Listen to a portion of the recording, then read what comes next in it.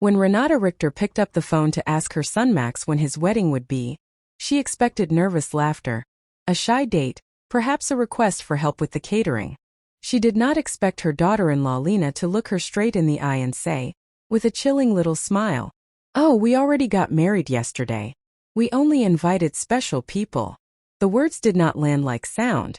They landed like ice water poured over her head. Special people.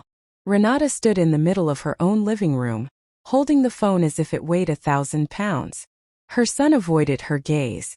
Lena sank comfortably into the pale gray sofa Renata herself had bought for them 2 years earlier when they couldn't afford proper furniture yet. The pale pink dress Renata had carefully chosen for the wedding hung useless in her closet at home. She had spent $200 on it, imagining how she would look in the photos standing beside her son. She had bought new shoes. She had put aside $1,000 for a wedding gift. She had cleaned her house from top to bottom in case they wanted to celebrate afterward. All of that collapsed in 4 poisoned words. Only special people. Max finally spoke, his voice sounding rehearsed, stiff. "Mom, it was a very intimate thing. Just the 2 of us and the witnesses." But Renata already knew that was a lie. That night, she saw the photos on social media. Lena in a white lace dress Renata had helped finance with the $800 she had given for personal expenses. Lena's parents smiling proudly. Her siblings raising champagne glasses. A full wedding party. Renata saw everything she was never meant to see. And for the first time in 3 years, something inside her did not break. It hardened. Exactly 7 days later, Lena called her. The tone in her voice was different. Gone was the cold confidence. In its place was a tremor, urgency, near panic. "Renata, the rent is overdue. The landlord is threatening us. You forgot to make the transfer this month." Forgot. Renata was silent for several seconds. She remembered all the time she had rushed to the bank, canceled her own plans, skipped dinners with friends, eaten beans and rice so she could make sure Max and Lena never struggled. She remembered standing in line in winter cold to send them money for their emergencies. She remembered every sacrifice. Then she spoke, her voice calm in a way that surprised even her.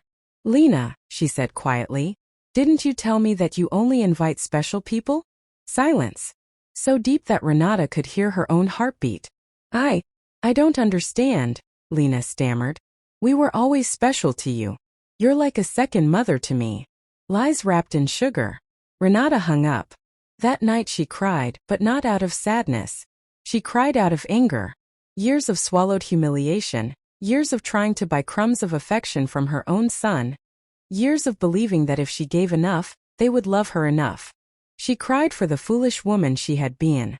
And when she woke the next morning, something had changed. She walked past the park where she used to take little Max.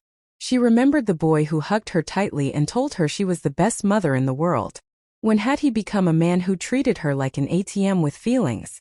At the bank, Mr. Klein waved at her from inside. He had processed every transfer for 3 years. He had watched her account drain while theirs grew. "Mrs. Richter," he said kindly as she sat in his office, "what can I do for you?"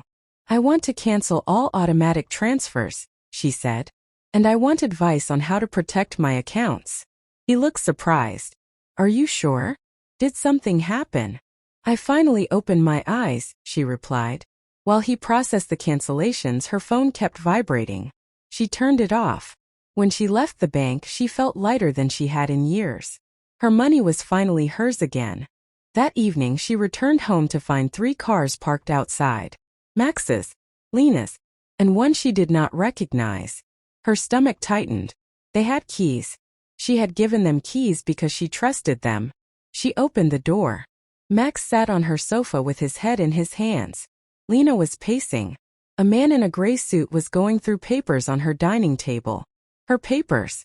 "What is happening here?" she asked. They all looked at her as if she were the intruder. "Thank God you're here," Lena said. "This is Dr. Fisher, a family lawyer. We're worried about you." "Worried?" Renata repeated calmly. Max spoke, his voice condescending. "Mom, your behavior has been strange. Canceling transfers, ignoring calls.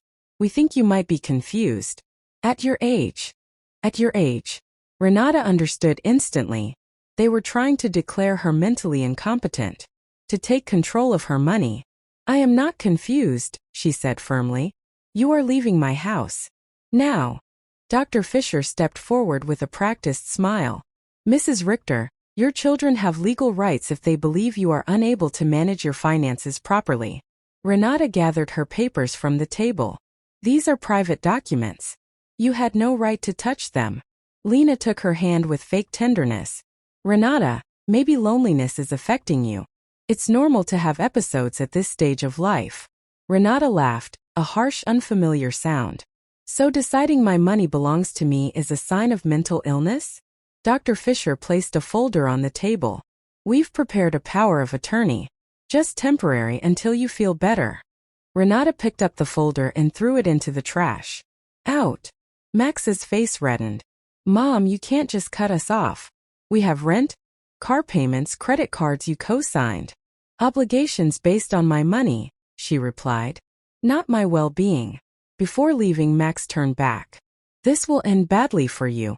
You'll be alone when you need us. Renata looked at him with sad clarity. I am already alone, Max.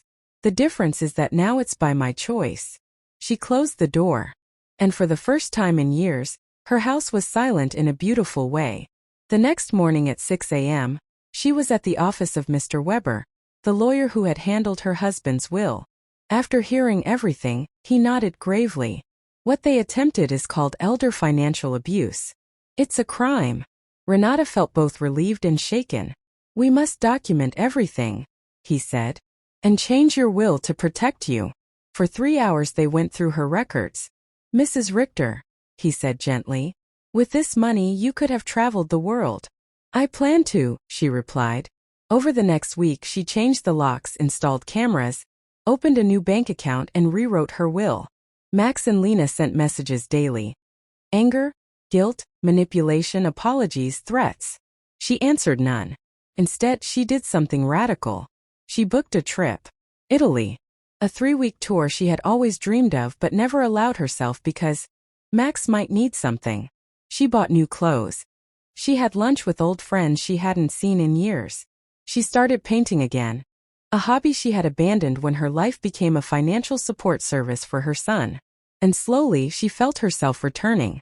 2 months later a legal letter arrived. Max and Lena were attempting to petition the court for guardianship. Mr. Weber smiled when he read it. They have no case. In fact, this may backfire on them. And it did. The court dismissed their petition after reviewing Renata's impeccable financial history and evidence of their dependence on her money. They were warned for potential exploitation. After that, the messages stopped. Silence. True silence. One evening, sitting on her balcony with tea, Renata realized something astonishing. She was happy.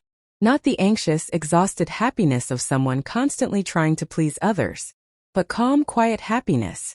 Her phone buzzed. A message from Max. Mom, I'm sorry. I didn't realize what we were doing. Lena and I are separating. I lost my job. I don't know what to do. Renata stared at the message for a long time. Then she replied, I hope you find your way, Max. But you will do it on your own. Just like I did. She put the phone down. No anger. No guilt. No need to rescue. Just peace. Months later, Renata stood in an airport with a small suitcase and a passport full of fresh stamps. A group tour guide called her name. She joined smiling strangers heading toward a new adventure. For the first time in her life, she was not someone's mother, someone's provider, someone's safety net.